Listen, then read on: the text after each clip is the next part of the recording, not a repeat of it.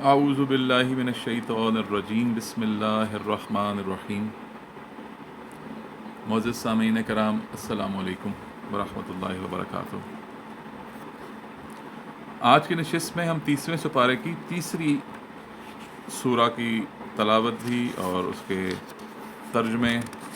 اور مختصر تشریح کا بندوبست کریں گے انشاءاللہ العزیز۔ اللہ سے دعا ہے کہ وہ اپنی توفیق کو جاری و ساری فرمائیں۔ حضور پاک صلی اللہ علیہ وسلم سے التجا ہے کہ وہ اپنی نگاہ کو جاری و ساری ہم پر فرمائیں، اور ہمارے مرشد پاک سے بھی التجا ہے، درخواست ہے کہ وہ اپنی عطا کو ہم پر رواں رکھیں، اللہم آمین۔ اس سورہ کا نام ہے عبسہ۔ اس کی جو تعدادی عدد ہے وہ ہے 80۔ دس از the 80th chapter of the Holy Quran and the third in the last juz, the 30th juz۔ اب اس سورہ کو شروع کرنے سے پہلے ہمیں کچھ مختصر تعارف بھی ہے اس سورہ کا، وہ بھی ہم بیان کریں گے، اور کچھ اور حوالہ جات جو ہم پیچھے کہہ کے آئے ہیں اور ان کو ریفریش کرنے کا بھی موقع ہے، کیونکہ اگر ہم نے وہ چیزیں ریفریش نہ کی تو پھر معاملات ہماری نظر سے جو سطحی گزر رہے ہوں گے وہی ہمارے اندر بھی سطحی طور پر داخل ہو رہے ہوں گے۔ یعنی کسی بھی ایسی فلاسافیکل ڈسکشن کو جب تک آپ ٹرمینالوجیز اور اس کی سیاق و سباق اور اس کی کانٹیکسٹ کو نہیں سمجھیں گے تب تک وہ فلسفہ ہمارے اندر صلاحیت نہیں کر سکتا۔ فلسفے کے علاوہ بھی کوئی حکم بھی ہمیں جب تک ہم اس کا شان نزول، اس کا کانٹیکسٹ، یہ آ کیوں رہی ہے، اس کا تعلق کیا ہے، اس کے پیچھے معاملہ کیا تھا اور اس کا حاصل کیا کیا ہو سکتا ہے، ہماری کوشش یاد رہے کہ یہ نہیں ہے کہ ہم پروٹوٹیپیکل، یعنی جو ایک بنی بنائی جو مفروضات ہیں لوگوں کے، جو عام ہیں، جو فیشن میں ہیں، صرف وہی ہم بیان کر دیں، ریپروڈیوس کر دیں، بلکہ ہم چاہ رہے ہیں کہ ہم انسانی عقل کو، ہماری نشستوں کا ایک یہ بھی مدعا ہے کہ ہم یہ چاہتے ہیں کہ ہمارے سامع کی عقل اور اس کی فہم کو اور دوام حاصل ہو اور وسعتیں حاصل ہوں، ہمارا پروسیسر جو ہے وہ اور ایکٹیو ہو جائے، تاکہ ہم ذکر کے ساتھ ساتھ فکر کی جو اہلیت رکھتے ہیں اس کو بھی اپنی آنکھوں سے اور اپنے ایکسپیرینس سے دیکھ لیں، اور پھر جو کانفیڈنس لیول آئے گا سوچنے سمجھنے میں، کیونکہ ابھی تو ہم سمجھتے ہیں ذکر تو ہمارا ماشاءاللہ سے بہت ہے، بہت مضبوط ہے، ہم بہت زیادہ ذکر کر رہے ہیں، لیکن ذکر کے ساتھ ساتھ بزرگ فرماتے ہیں اگر فکر نہ ہو شامل حال تو پھر بات پوری نہیں ہوتی۔ بہرکیف یاد رہے کہ ہم نے ابتداً بھی، یعنی پہلے سپارے کے دروس کے دوران کہ اس کی ابتدا میں، اور اس سپارے کے دروس کی بھی ابتدا میں سورہ فاتحہ تلاوت فرمائی تھی اور پڑھی تھی، اور اس کے بارے میں مختصر تعارف، اور بلکہ پہلی نشست میں تو ہم نے ڈیٹیل تعارف اور تفصیل باقاعدہ کم و بیش 7 آڈیو ریکارڈنگز کے اوپر، یہ 7 نشستوں پر 7 رکوع کے اوپر ہم نے اس کو ڈسکس کیا تھا، اور جو ہم سے تعلق تھا اس سورہ فاتحہ کی آیات کا، وہ آخری آیات تھیں کہ جہاں ہم اللہ تبارک و تعالیٰ سے ہدایت کی دعا مانگ رہے تھے، اور ہم انسٹرکشنز کی دعا مانگ رہے تھے، ہم رہنمائی کی دعا مانگ رہے تھے، ہم بار بار دن میں 5 بار جب دعا کرتے، نماز پڑھتے ہیں، صلاۃ پڑھتے ہیں، اور ہر رکعت میں اسی سورہ فاتحہ کو ریپیٹ کرتے ہیں، دہراتے ہیں، تو گویا ہم اپنی دعا کو، اپنی التجا کو، اپنی اس واحد احساس محرومی کو اللہ کے حضور پیش کرتے ہیں، کیونکہ اس کے علاوہ تو اللہ نے ہمیں ہر چیز کثرت سے عطا کر دی ہے، اسی لیے تو ہم اس کا شکر ادا کر رہے ہیں، اسی لیے تو ہم اس کا شکریہ ادا کر رہے ہیں۔ جب ہم کہتے ہیں کہ الحمدللہ تمام تعریفیں اللہ ہی کے لیے ہیں، تو اس کا جز ایک یہ بھی بنتا ہے کہ جب ہم سے کوئی نیکی کرتا ہے، کوئی بھی شخص، کوئی وسیلہ، کوئی بزرگ، کوئی چھوٹا، کوئی بڑا، کوئی ڈاکٹر، کوئی آرکیٹیکٹ، کوئی لائر، کوئی دکاندار، کوئی ہمارا باس، کوئی ہمارا سب آرڈینیٹ، ہمارا نوکر، ہمارا خادم، ہمارا کولیگ، ہمارا ساتھی، ہمارے بزرگ، جو بھی ہم سے کوئی نیکی کرتے ہیں تو ہم اس کے جواب میں تعریفی کلمات جو ادا کرتے ہیں، کہیں ایسا نہ ہو کہ ہم یہ آیتیں سن کر وہ تعریفی کلمات ادا کرنا بند کر دیں، ان کا شکریہ ادا کرنا بند کر دیں کہ یہ کرنے والا تو ذات اللہ کی ہے، اس کی کیا اوقات ہے۔ نہیں، ایسا نہیں ہے۔ اللہ یہی فرما رہے ہیں، اللہ نے یہ نہیں کہا کہ آپ اس کا شکریہ نہ ادا کریں، اللہ فرما رہے ہیں یہی کہ جو بھی آپ تعریف کر رہے ہیں وہ دراصل تو ساری کی ساری تعریفیں اللہ ہی کے لیے ہیں۔ کسی بھی شخص کی آپ اس وجہ سے تعریف کر رہے ہیں کہ وہ آپ کے کام آ جائے،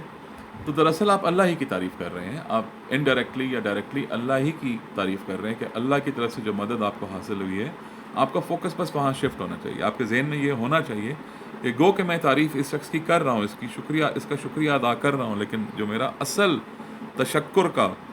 محور ہے وہ میری رب تعالیٰ شانہ کی ذات اقدس گرامی ہے، اور جو مجھے مدد حاصل ہوئی ہے وہ بھی اللہ جل شانہ کی بارگاہ سے مجھے مدد حاصل ہوئی ہے۔ ہاں، اس وسیلے نے وہ مدد مجھ تک پہنچاتے ہوئے کوئی تعرض نہیں کیا، کوئی اعتراض نہیں کیا، کوئی بخل نہیں کیا، لہٰذا اس کو اس نے احسن طریقے سے مجھ تک پہنچایا، تو اس حوالے سے اس کا بھی تشکر بنتا ہے جو میں ادا کروں گا۔ اور اللہ نے فرمایا کہ بہت دین کے اندر ہمارے یہ ہے کہ آپ آپس میں جب میل جول کریں تو ایک دوسرے کا شکریہ ضرور ادا کرنا چاہیے، اچھے طریقے سے بات چیت کرنی چاہیے، قول قولاً سدیدہ، جب بھی بات کرو تو اچھے طریقے سے، سچے طریقے سے، پیارے طریقے سے بات کرو۔ تو بہرکیف ہم بات یہ کر رہے تھے کہ ہمیں ہر چیز تو حاصل ہے، لیکن جب ہم ہر چیز حاصل ہونے کے بعد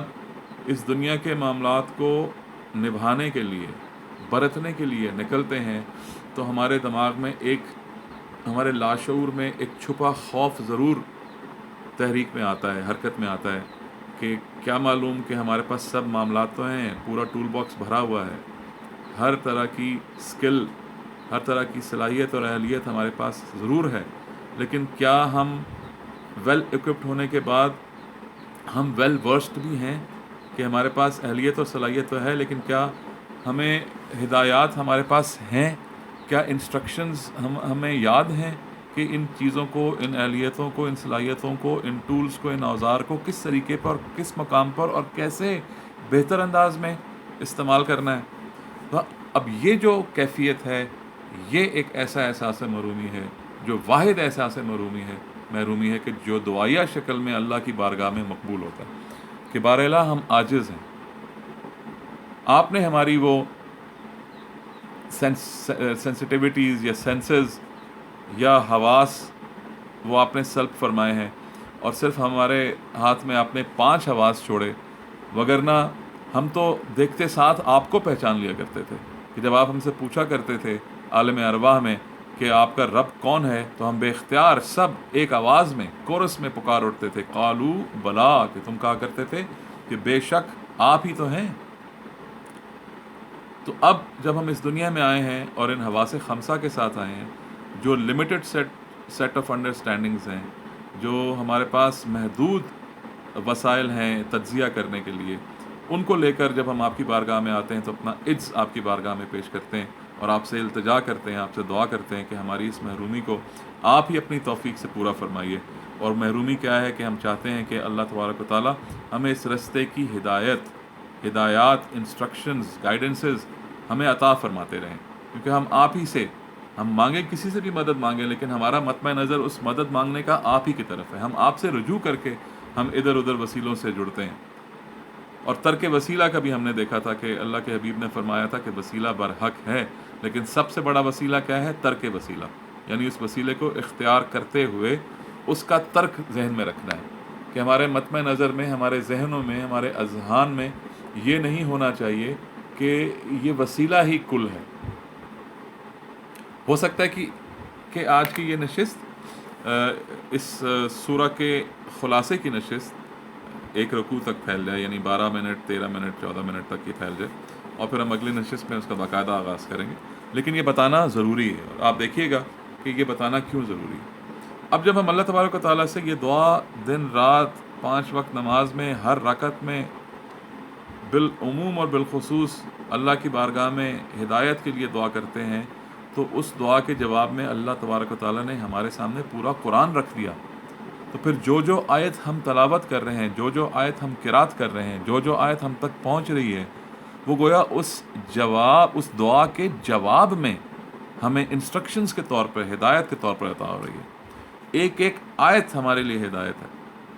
اگر ہم پر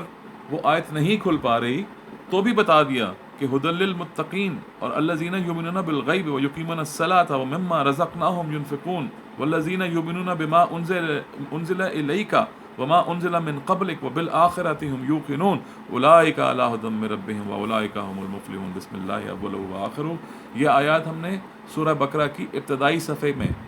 یہ ہم نے پڑھی بھی تھی، اس کا تفصیلی جائزہ لیا تھا کہ جہاں اللہ تبارک تعالیٰ فرما رہا ہے کہ یہ لو میرے پیارے بندے، یہ لو ہدایت.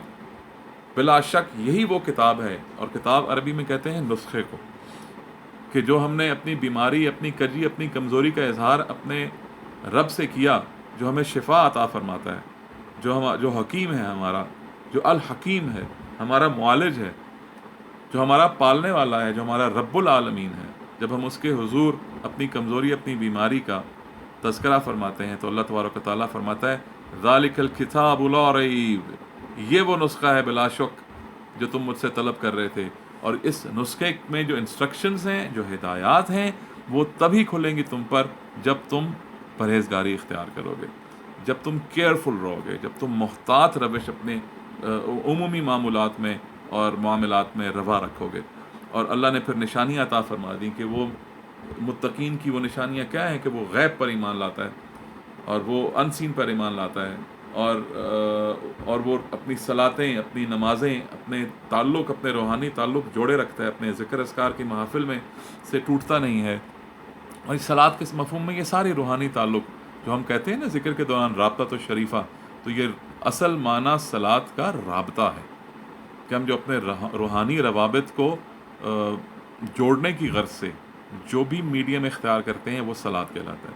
درود کو بھی اللہ نے صلات کہا، نماز کو بھی اللہ نے صلات کہا. قرآن مجید کی جو عربی ہے اس میں دونوں مقامات کے لیے صلات کا لفظ استعمال ہوا ہے، کیونکہ دونوں میں ہم ایک روحانی تعلق، روحانی رابطہ جوڑتے ہیں. اور پھر جو ہمیں کچھ حاصل ہوتا ہے پھر اللہ فرماتے ہیں یہ ینفق بھی کرتے ہیں، اس کو خرچ بھی کرتے ہیں. یہ اگلی نشانی ہے کہ صلات اپنی قائم رکھتے ہیں اور پھر اللہ کے رستے پر خرچ کرتے ہیں. وہ بخیل نہیں ہوا کرتے، وہ بالعموم سخی ہوتے ہیں. اور اگر وہ سخی نہیں ہوتے تو ان کو چاہیے کہ وہ سخاوت کے معاملات میں ذرا اپنے ہاتھ کو پھیلا دیں، وسعتیں دے دیں، خرچے اپنے زیادہ کریں، اللہ کی راہ میں خرچ کیا کریں. اور پھر رسالت پر ایمان لانا، رسالتیں ہر طرح کی رسالت پر ایمان لانا، جو سرکار پہ نازل ہوا اس پہ بھی، اور ان سے جو قبل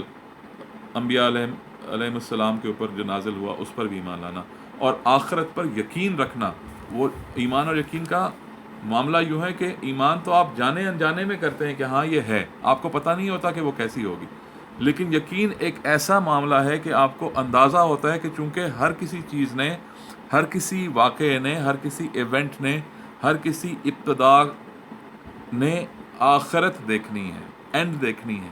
تکمیل دیکھنی ہے. تو لہٰذا یہ دنیا جو بساط اللہ نے ہمارے لیے پھیلا رکھی ہے، جو زندگی ہے، جو موت ہے، یہ سارے معاملات ایک دن آ کر سمیٹے جائیں گے. اور وہی یوم الدین ہے جس کا ہم پیچھے واسطہ اللہ کو دے کر آئے ہیں. اور اللہ یہ فرماتا ہے کہ اس یوم الدین کا تو تم کو